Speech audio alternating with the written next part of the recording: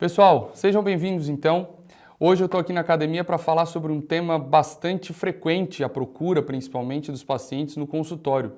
É um tratamento estético, na sua maioria, né? A sua procura pelos pacientes é por uma queixa estética, mas que por conta da sua simplicidade em relação à sua execução, muitas vezes é negligenciado por nós cirurgiões dentistas, infelizmente.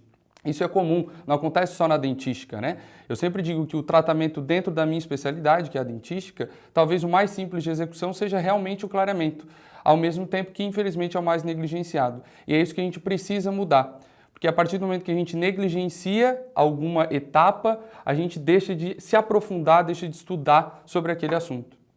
O clareamento, apesar da sua procura frequente por parte dos pacientes, você precisa entender, diagnosticar esse paciente para ver se ele pode ou não realizar esse tipo de tratamento. Não tenha dúvida que a resposta, os resultados que a gente obtém com o clareamento são excelentes, na maioria das vezes. Mas se você não diagnosticar da forma correta, você vai ter problemas, vai ter intercorrências que muitas vezes você não vai saber resolver e que pode até frustrar você e o seu paciente. Tudo bem? Bom, o primeiro ponto a você estudar e você se aprimorar é em relação ao estudo da etiologia da alteração de cor. Ou seja, você precisa saber o motivo pelo qual o seu paciente te procura com essa alteração de cor. Essa alteração de cor ela pode ser natural e muitas das vezes é natural.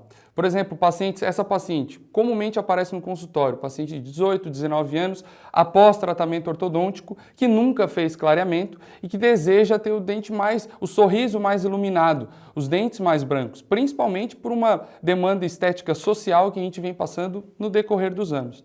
Você precisa olhar para essa paciente, como vocês veem nessa imagem, e entender que essa alteração de cor, que essa cor A3, que essa cor A2, essa cor A3,5 dos dentes dessa paciente, mesmo sendo uma paciente jovem, é natural. Se é natural, se não tem nenhum fator patológico, nenhum fator externo associado, você vai ter provavelmente bons resultados com o clareamento. Ok? A partir do momento que você percebe que essa alteração de cor não é natural, você precisa identificar de onde vem essa alteração. Qual é o motivo pelo qual tem esse manchamento ou essa alteração de cor. O motivo pela alteração de cor que não natural pode ser de fatores extrínsecos ou também fatores intrínsecos. O que seria isso, Paulo? Fator extrínseco é a alteração de cor por um motivo externo. Vou dar exemplos para vocês. Por exemplo, a utilização de medicamentos, muito comum em crianças, né? Sei que na academia, principalmente, temos muitos colegas odontopediatras. É muito comum a utilização, muito comum não, mas é recorrente a utilização de medicamentos como o sulfato ferroso, por exemplo, para crianças. E a utilização desse sulfato ferroso pode eventualmente manchar os dentes dessa criança. Só que na maioria das vezes esse manchamento é extrínseco, se resolve com uma boa profilaxia e uma raspagem, tudo bem? Outro exemplo, a utilização de enxaguantes bucais, como por exemplo a clorexidina 0,12%, principalmente associada a tratamentos cirúrgicos, a tratamentos periodontais, ou muitas vezes, por conta de uma falta de controle, na minha opinião, que acontece, de vender clorexidina 0,12% na farmácia sem nenhuma prescrição, os pacientes muitas vezes adquirem, utilizam esse enxaguante e por conta da utilização a longo prazo desse enxaguante, acaba aparecendo manchamento nos dentes. Mas esse manchamento também é extrínseco. Muitas vezes é o manchamento da placa bacteriana, do biofilme aderido. Então, esse manchamento extrínseco também pode ser resolvido através de uma boa profilaxia, de uma raspagem. Outro fator extrínseco, manchamento por alimentos e bebidas. Né? Muitos pacientes, esquecendo um pouco agora crianças e adolescentes, mas muitos pacientes acabam ingerindo muito alimentos e bebidas como café, chá, chimarrão, refrigerantes, que ao longo do tempo também promovem o manchamento dos dentes.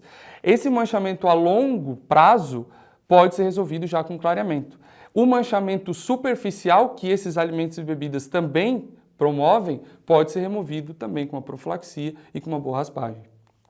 Outro ponto também que causa manchamento e que é um fator extrínseco é, por exemplo, o manchamento por cigarros, também em pacientes adultos.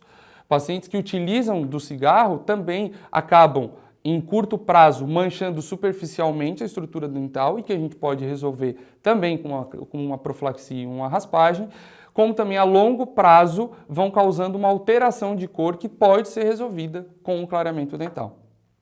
Paulo, beleza, são só esses fatores que fazem com que haja um manchamento dos dentes? Claro que não, existem também os manchamentos intrínsecos. E esses são um pouco mais complicados de se resolverem.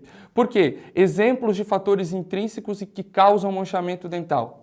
Desordens de formação, pacientes com hipoplasia de esmalte, pacientes com amelogênese imperfeita, tem alteração de cor, tem manchamento dental, mas que infelizmente a gente não resolve nem com profilaxia e raspagem e muito menos com clareamento. Aliás, o clareamento não surte um bom efeito em casos assim. Isso você precisa saber, para você não vender algo para o seu paciente que não aconteça.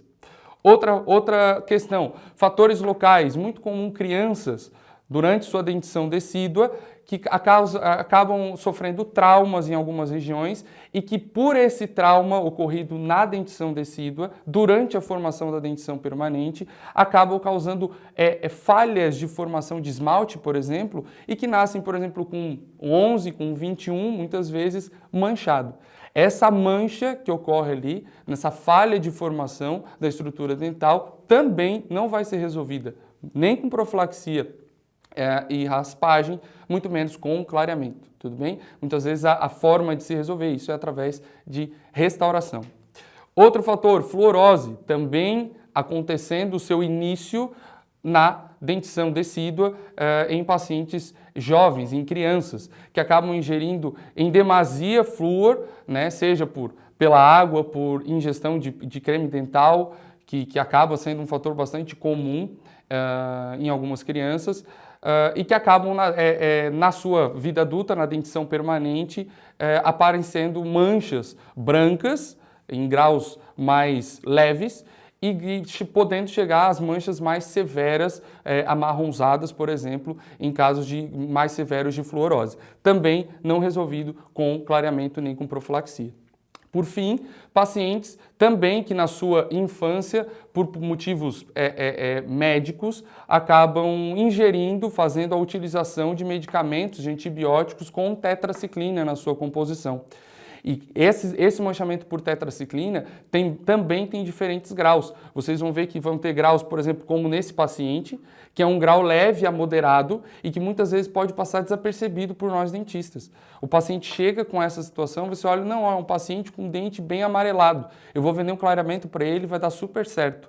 E aí é que mora o perigo, né? Na verdade, o paciente muitas vezes acha que é só um escurecimento, um manchamento natural, e você também.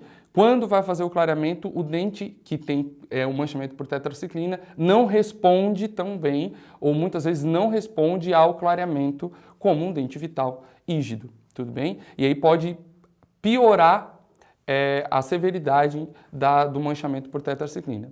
Claro que existem graus severos, como esse que vocês estão vendo na imagem, que aí não tem dúvidas, né? Você sabe, você olha, você já liga um alerta de que o clareamento provavelmente não vai corresponder bem à resposta, né, de alteração de cor nesse dente. Tudo certo? Continuando, em relação aos fatores locais, como eu falei para vocês, o comprometimento na dentição decídua muitas vezes pode provocar manchamentos na dentição permanente. Como nesse caso aqui, ó. Olha o paciente com dente 11 manchado, histórico de trauma na dentição decídua na mesma região e que acabou gerando esse manchamento localizado, bem delimitado no dente 11. Fizemos o clareamento e essa mancha não mudou. O clareamento aqui foi avisado.